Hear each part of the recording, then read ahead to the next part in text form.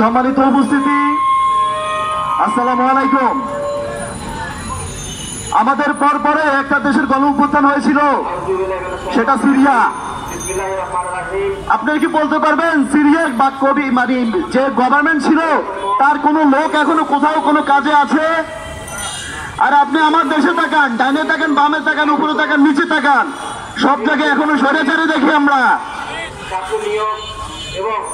সচিবালয়ে 95% এখনো আমাদের পাশে আছে। আমরা কি দুধু খাচ্ছি? বিচার বিভাগে এখনো 85% আমলিক। আমরা তো দুধুই খাই। আমরা ফিটার বিক্রি করবো উপদেষ্টাদের জন্য যে আপনারা আসেন আমাদের সাথে দুধু খান।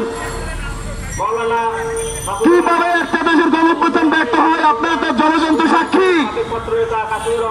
আমরা সাক্ষী, আমরা তো নীরব শ্রোতা। আর কতকাল আমরা নীরব শ্রোতা হয়ে থাকবো? আমরা আপনারা থাকা অবস্থায় আওয়ামী লীগের 572 জন কিভাবে জামিনে মুক্তি পায়? এ জাতির কাছে, সাংবাদিকদের কাছে প্রশ্ন।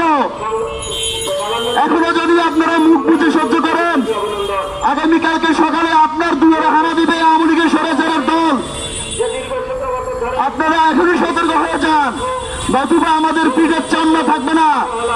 অন্তত নিজের পিঠের চামড়ার কথা চিন্তা করা হলেও আপনারা এই স্বৈরাচারের বিরুদ্ধে এখনই রাস্তা নামুন। আমাদের হাতে কিন্তু সময় নেই। আমরা আকাশে মেঘ দেখতে পাচ্ছি, আপনারা কি দেখতে পাচ্ছেন না? এখনো যদি সতর্ক না হয়ে যান, এটার ফল খুবই খারাপ হবে।